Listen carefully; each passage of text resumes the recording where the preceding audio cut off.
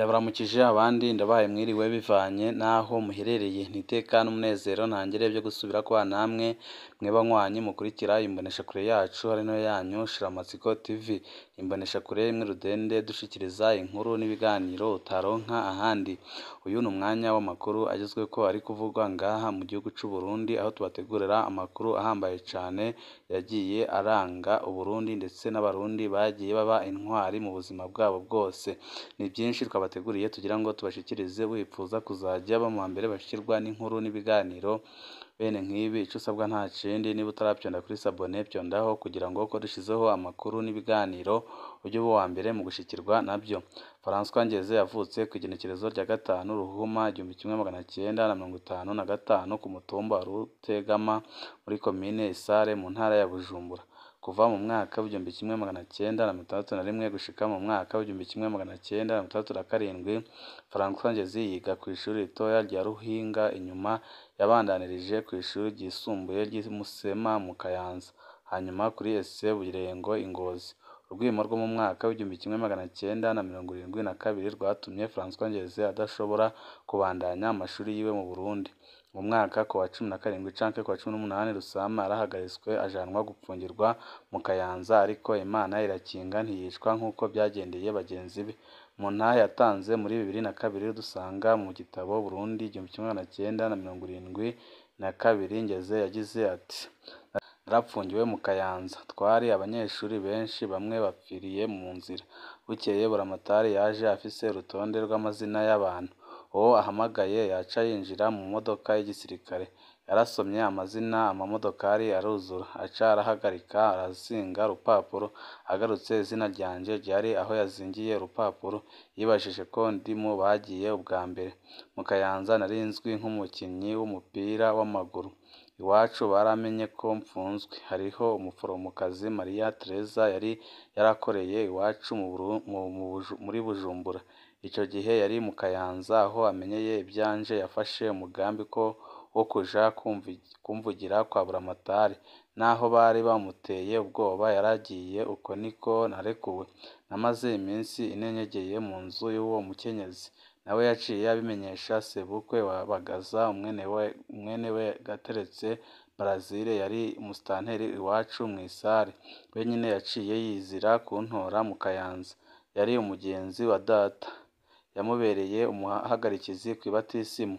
Yaje kuntora n'ipikipiki, byaragoranye rwose ingene turengana mu bukeye. Twagumye tunyegeye iwe jewe na mubyara wanje Cyprien Ntaryamira. Twahamaze indwi zibiri. Hari abantu b'i Bujumbura bamenye ko Gateretse anyegeje abahutu, baraza gusaka iwe, ariko yari yamaze kudufasha kujabuka Rusizi tuja muri Zayire. Uko niko twakize jewe na Ntaryamira mubyara wanjye. Ibyo mu Burundi byama bitangaje. Abagomba kumwica bari abatutsi, kandi n'abamukijije baramunyegeje bari abatutsi. Kumbure niyo mpamvu muri kazoza kiwe yahavuye afata abantu bose kimwe. Mu nyuma François Ngeze na Cyprien Ntaryamira babandanirije mu gihugu cy'u Rwanda, aho François Ngeze yashoboye kurangiriza amashuri yisumbuye mu mwaka w'igihumbi kimwe magana cyenda na mirongo irindwi na gatanu. Mu nyuma aja muri kaminuza y'i Butare, aho yaronkeye impamyabushobozi ya lisanse mu bijanye no kwigisha. Kuva mu mwaka w'igihumbi kimwe magana cyenda na mirongo inani na kabiri gushika mu mwaka w'igihumbi kimwe magana cyenda na mirongo inani na gatatu, François Ngeze yarigishije ku iseminari ntoya y'i Kabgayi mu Rwanda. Muri ico gihe nyine aca arafata ingingo yo guhunguka mu Burundi, ingingo atahurije ko nabo bari basangiye ivyiyumviro bya politiki. Aho ahungukiye kuva mu mwaka w'igihumbi kimwe magana cyenda na mirongo inani na gatatu gushika mu mwaka w'igihumbi kimwe magana cyenda na mirongo inani n'umunani, François Ngeze yari umwigisha kuri ese Gisenyi mu gisagara ca Bujumbura. Aho niho bamwe mu ndongozi za Aprona bamumenyeye, arahava agenwa mu mabanga akomeye ya politiki. François Ngeze umunywanyi wa Parpehutu. Mu myaka y'ubuto akiri mu mashuri mu Rwanda, François Ngeze yari kumwe n'urwaruka rw'abahutu basangiye ibyumviro byo kurandura intwaro ya Aprona mu Burundi. muri iyo myaka yarinjiye mu muhari wa Paripehutu wari uhejeje kuvuka. Mu mwaka w'1979 François Ngezi n'abandi banyeshuri bari impunzi barakoranye n'iperereza rya Perezida Juvenal Habyarimana kugira bahungabanye urugendo rwa Perezida Bagaza yari mu nama y'abakuru b'ibihugu by'Ubufaransa n'Afurika yariko ibera i Kigali mu Rwanda. Perezida Bagaza yabaye agishika mu kibanza c'inama asanga ku meza urwandiko ruvuga ngo Jean Baptiste Bagaza umukuru wa Repubulika Nsesamaraso y'u Burundi. Urwo rwandiko rwari rwatanzwe ku meza z'abandi baperezida bose bari ngaho. Perezida Bagaza akibona urwo rwandiko ishavu riraduga aca asaba Perezida Habyarimana ko yomuha ijambo ubwa mbere. Bamuhaye ijambo Perezida Bagaza yagize ati keretse hamwe u Rwanda rwosaba icesi imbabazi kuri aka kamaramaza u Burundi ntibushobora kubandanya iyi nama. Perezida Bagaza n'abamuherekeje bose baba barahagurutse baca kw'ihoteli gutora ibyabo baca bisubirira i Bujumbura. Ngeze bagenzi we baranezerejwe cyane ku bwabo yari intsinzi kubona bashobora gutuma Perezida Bagaza aheba inama, ariko inkurikizi zabyo zaje zikomeye kuri Paripehutu yari ikiriko irashingwa. Perezida Bagaza yatumwe ko Perezida Habyarimana amumenyesha ko atirukanye indongozi Gahutureme na bagenzi be bariko bashinga muhari, nawe acaha ibigwanisho impunzi z'Abanyarwanda zari mu Burundi. Perezida Bagaza byari bizwi ko adafyina Juvenal Habyarimana yihutiye kwirukana Gahutureme na bagenzi we, baraheza bahungira muri Tanzania. Nta bintu nk'ibyo u Rwanda rwigeze rusubira gukora mu gice cya Bagaza. Mu mwaka w'1982 François Ngezi afata ingingo yo guhunguka. Bagenzi we bo muri Paripehutu barabyiyamiriza, babona ko aherumukiye umuhari, ariko we yabona ko ariyo nzira nziza yo kurwanya ubutegetsi bw'ico gihe. Nk'uko bagenzi be babyiketse, aho atahukiye François Ngezi yahavuye yinjira muri Aprona. Yarinze apfa adahemukiye Aprona ngo yinjire mu yindi migambi. Naho biri gutyo, imbere y'uko yizerwa n'ubutegetsi bwa Perezida Buyoya, François Ngezi yaracunzwe rwose n'ubutegetsi bwa Perezida Bagaza. Inshuro nyinshi yaratumwe ko n'igendereza, arapfungwa yagirizwa ko atunze ibigwanisho ariko bakabibura. François Ngezi umunywanyi w'intahemuka wa Aprona.